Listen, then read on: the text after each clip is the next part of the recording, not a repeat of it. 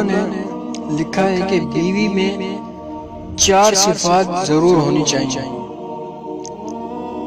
Number 1، پہلی صفت اس کے چہرے پر حیا ہو۔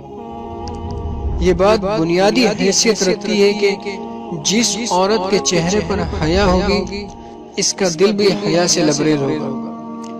ایک مثل مشہور ہے کہ چہرہ انسان کے دل کا آئینہ ہوتا ہے۔ حضرت ابوبکر صدیق رضی اللہ تعالی عنہ کا قول ہے کہ مردوں میں بھی حیا بہتر ہے مگر عورتوں میں بہترین ہے۔ نمبر 2، دوسری صفت اس کی زبان میں شیرینی ہو، یعنی جو بولے تو کانوں میں رس گھولے۔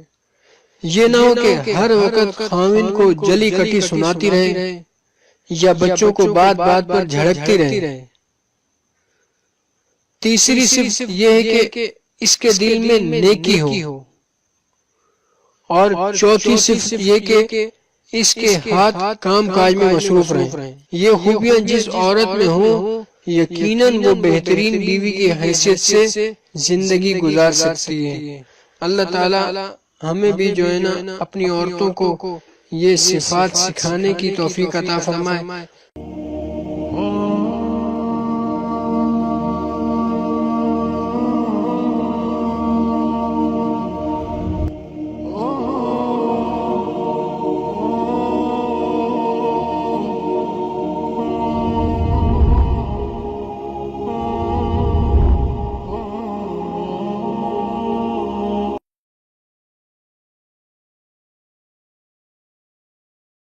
فبأي آلاء ربكما تكذبان۔ حضور نبی رحمت صلی اللہ علیہ وآلہ وسلم نے ارشاد فرمایا، دنیا متاع ہے اور دنیا کا بہترین متاع صالحہ عورت ہے۔ اور صالحہ عورت کی تعریف یہ کی گئی کہ مرد جب اس کو دیکھے تو خوش ہو جائے، اور جب وہ حکم دے تو وہ اطاعت کرے، اور جب وہ گھر سے چلا جائے تو اس کی عزت اور اس کے مال کی حفاظت کرے۔ تو جس میں یہ خوبیاں ہوں وہ صالح خاتون ہے، اچھی خاتون ہے اور اچھی بیوی ہے۔ حضور نبی رحمت صلی اللہ علیہ وآلہ وسلم نے اس دواجی زندگی کے حسن پر کتنی خوبصورت بات ارشاد فرمائی۔ فرمایا کہ عورت کے بیوی کے مزاج سے آپ کو موافقت نہیں ہے، اس کی کچھ عادتیں تمہیں ناپسند ہیں، تو اس کی کچھ ایسی عادتیں بھی ہوں گی جو تمہیں پسند ہوں گی۔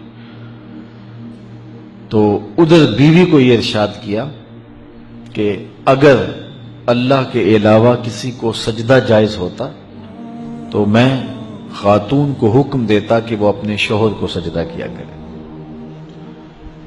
اگر خاتون اس کو مد نظر رکھے تو شوہر کو شکایت پیدا نہیں ہو سکتی، اور اگر شوہر اس حدیث کو مد نظر رکھے کہ اس کی کچھ عادتیں مجھے ناپسند ہیں تو کچھ عادتیں ایسی بھی ہیں جو مجھے پسند ہیں، یہ ماں باپ کا گھر چھوڑ کے آئی ہے، میرے لیے وطن چھوڑا ہے، اپنا آبائی گھر چھوڑا ہے، بہن بھائیوں کو چھوڑ کے میرے لیے وقف ہو گئی ہے، تو یہ چیزیں یقیناً مرد کے لیے اس عورت کی محبت کو پیدا کرنے کے لیے کافی ہیں۔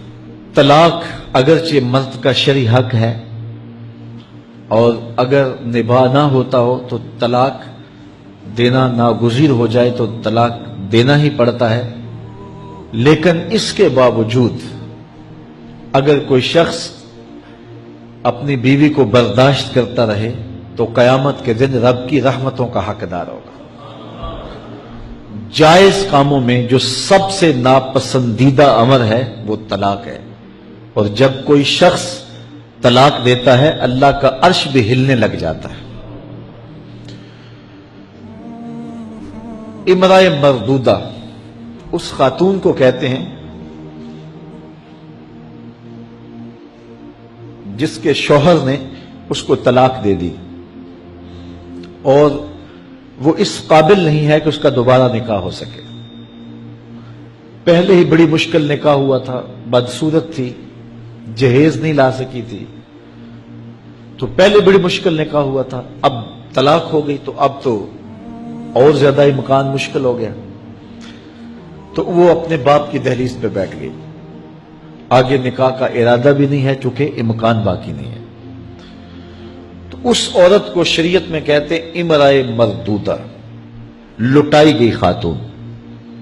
حدیث میں آتا ہے کہ کل اس خاتون کے باپ کو اس کے گناہوں کی وجہ سے جہنم کا حکم ہوگا تو یہ جہنم اور اپنے باپ کے درمیان آڑ بن کے کھڑی ہو جائے گی اور رب سے بحث کرے گی کہ میرے مالک تو نہ مجھے عقل دی نہ تو نے مجھے شکل دی.